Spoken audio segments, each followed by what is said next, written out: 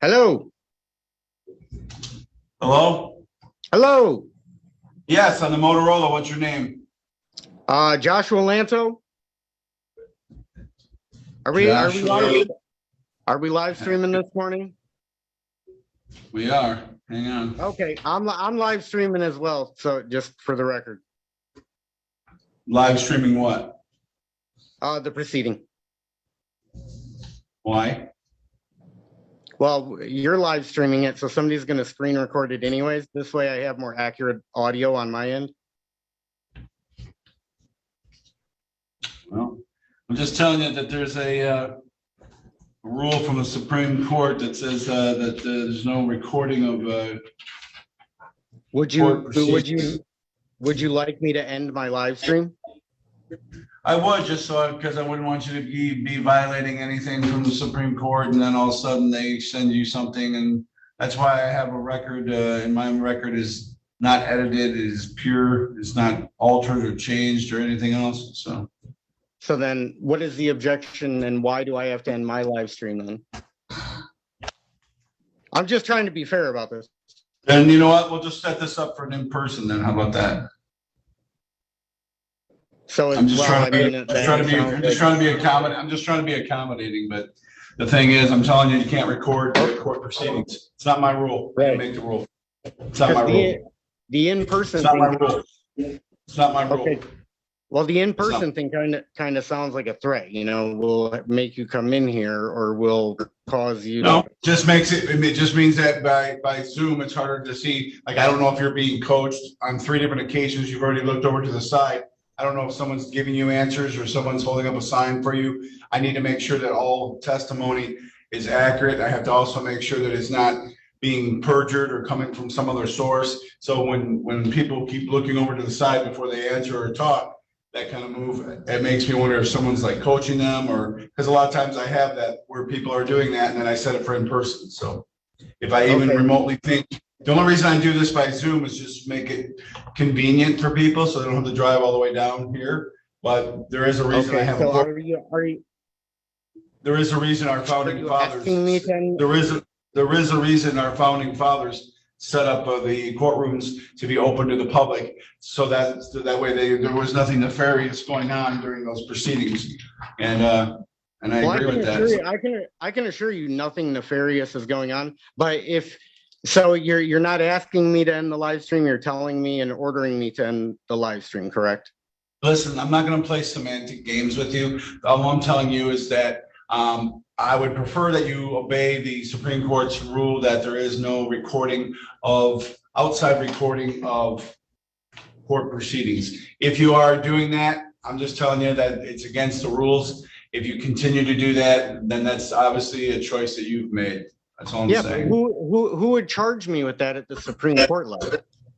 Well, you know what? I don't answer for, nor do I speak for them. They have contempt powers just like any other court. So yeah. Right? So I'd be perfectly willing to take the risk of live streaming and then having contempt come down from the Supreme Court. I'm not giving you any command one way or the other. All I'm telling you is that it's not allowed. And if you continue to do it, then you do so at your own decision.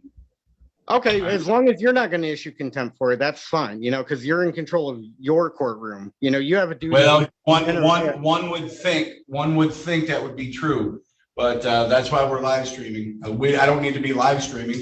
My courtroom is open to the public, but for an order that was signed by my chief judge. That's the only reason that I'm even live streaming, because we're open to the public. There's no need to. Yeah, and that was another thing that I wanted to clarify, because you said there's no recording in courts of law at another proceeding, and then somebody actually recorded it and they published it. So wouldn't that be contempt of court right there? So if they're not going to be held in contempt, I don't think I would be charged with contempt, right? Well, first off, my mother always said, if all your friends are jumping off a bridge, you're just going to jump off a bridge, doesn't mean make it right. I don't know who recorded. Listen. I don't know who recorded what. His name is. You know what? I'm going to put you in the waiting room because I have other cases I have to deal with, and you're being argumentative. So this is Joshua Lanto. All right, is it Mr. Lanto? Yes.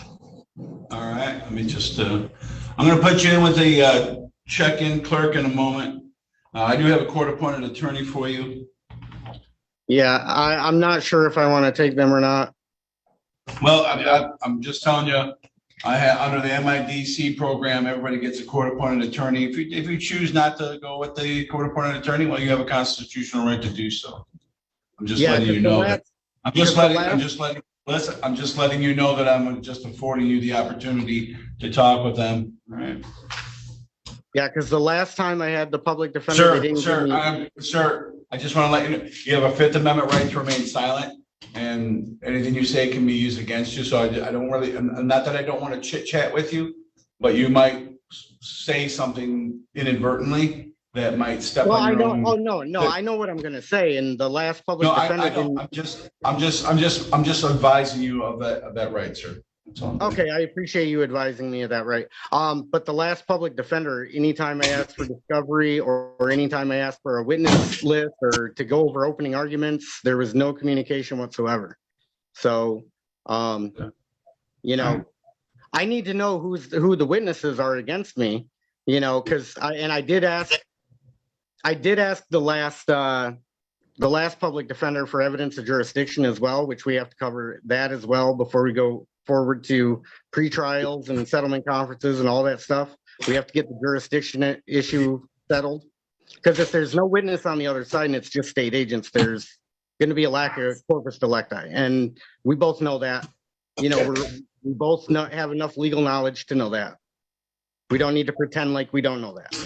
So if you want to put, sir, I don't know what your legal knowledge is, so I'm not going to agree to that statement, because I don't know. I've never seen a degree, or I don't know what you know. Well, it would be presumptuous. It would be presumptuous of me to say that you do or don't know anything, because I don't know what you know.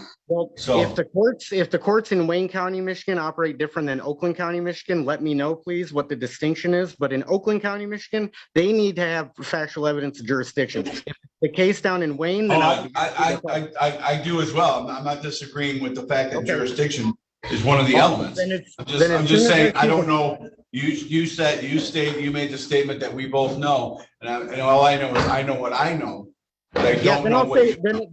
I'll be happy admitting I was guilty if they can provide the factual evidence of jurisdiction. I will be happy to plead guilty today, except the maximum punishment possible, just to be done with this today, if they can provide the factual evidence of jurisdiction. Okay. Well, like I said, you have a right to remain silent, and I don't want you to step on your own toes, so to speak, because some people end up doing that and don't mean to. So I'm just letting you know that you have a right to remain silent. I do have a court-appointed attorney. I do have a court-appointed attorney available for you to speak with first, and then you can proceed any which way you'd like from there, sir. All right. Okay. So I'm gonna just make sure we have all your contact information is up to date and correct. So there is one other person in the checkout room, and just hang on 1 second. I'll be putting you in there. Mr. Richardson, Mr. Lanto, here's my check-in clerk, and then she'll put you in the breakout room with the court-appointed attorney. I think we're getting ready to go. Yep.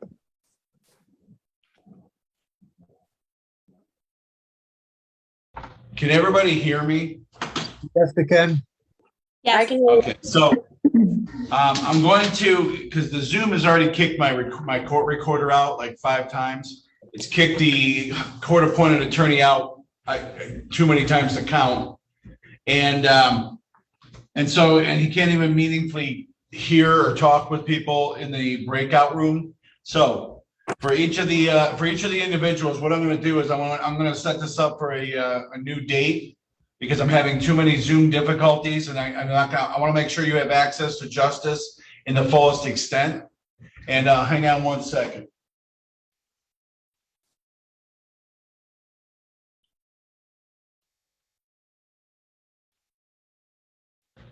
All right, so as I call your name, I just want to make sure you hear me and understand me, that you're going to be getting the new court date, and hopefully the internet or whatever's making Zoom wonky today, I have no idea. Sunspots, who knows? Mr. Joshua Lanto, I'm going to be sending out a new court date for your arraignment and pretrial. Okay, sir?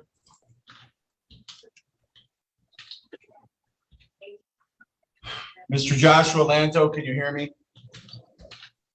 Are you expecting me to answer? I'm expecting you to respond if I'm speaking to you, sir. Can you hear my voice? I can hear your voice. Okay, I'm going to be sending out a new notice for the new date for your arraignment and pretrial, okay? So we have to do this all over again?